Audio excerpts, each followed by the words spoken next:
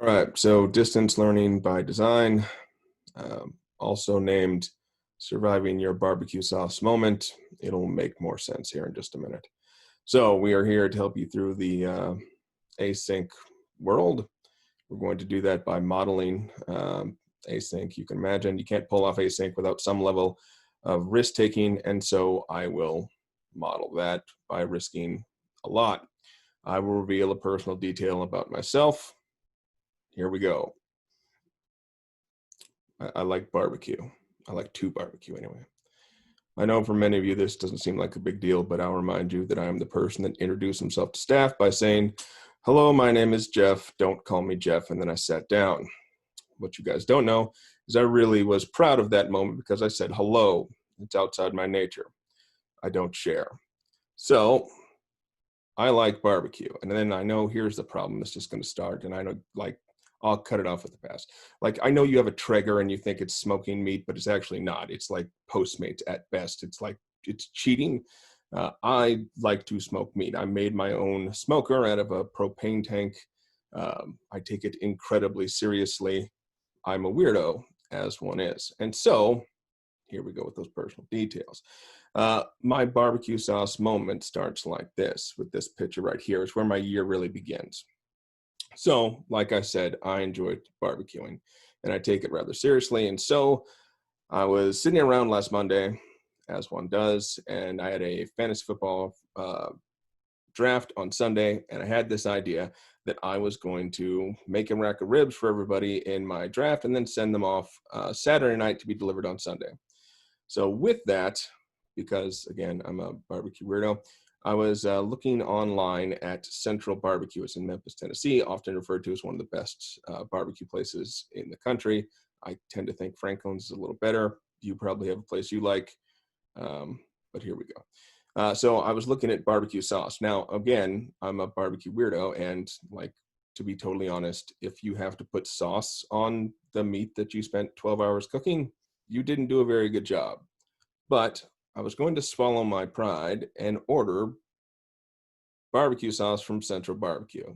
It was a concession, so they figured I would do it. So I fought like two of my guiding principles, one being I'm an insanely cheap human being, and two, I don't like putting sauce on meat. I think it ruins it. But I bought it all the same.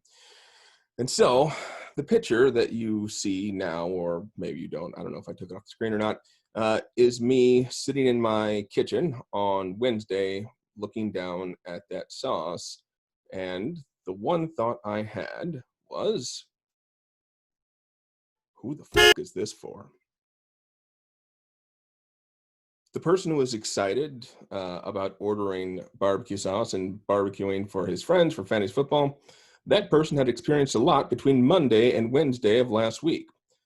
That particular Wednesday, I'm sitting in my kitchen after another killing, this one in Wisconsin, subsequent protesting, the killing of protesters by armed 17-year-olds, and God knows by the time this video plays, what has happened next. I assume it got worse because everything does, especially now, but even on that Wednesday, I'm staring at that barbecue sauce, and not only am I thinking all of that, I'm also thinking of a place called Manny, Louisiana. It's where I spent my summers. It's actually where I learned to love barbecue. Manny was in the direct path of a hurricane that was just being described on Wednesday as being having an unsurvivable surge. So I'm facing a lot. I'm looking down at that barbecue sauce, and I have no idea who it's for. And whoever ordered it, whatever thought this person had, whatever happiness this person thought he would be passing on, that person was dead, and it had only been 2 days. Now, why is this important? Because this is not an uncommon experience, especially this year. I don't know if you guys are like me, but recently I opened up my start of the year stuff. I have a PowerPoint that is titled Day 1 World History. I think I've used it for, good God, I don't even know. this sucks that it's async, because I would ask Sarah how long we've been teaching now, because we went to grad school together. I don't know how long I've been teaching, but I pretty much used the exact same PowerPoint for day one. And I got it out last week and I started looking at it and I thought, who is this for?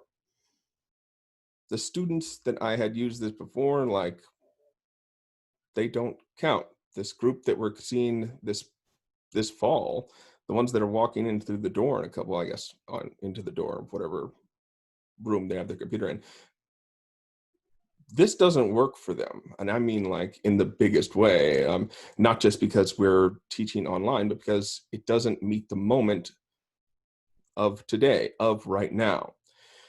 So I think all of us are going to have their own barbecue sauce moment at some point over the next few weeks. And hopefully some of the tips that we give you here over the next few minutes will help you survive yours, because we have to. Like, I know there's this idea that async, in async, you're not there, but the reality about our instruction is that we have to create async work that we're present in. For no other simple fact than, like, every single one of us is somebody's all-time favorite teacher.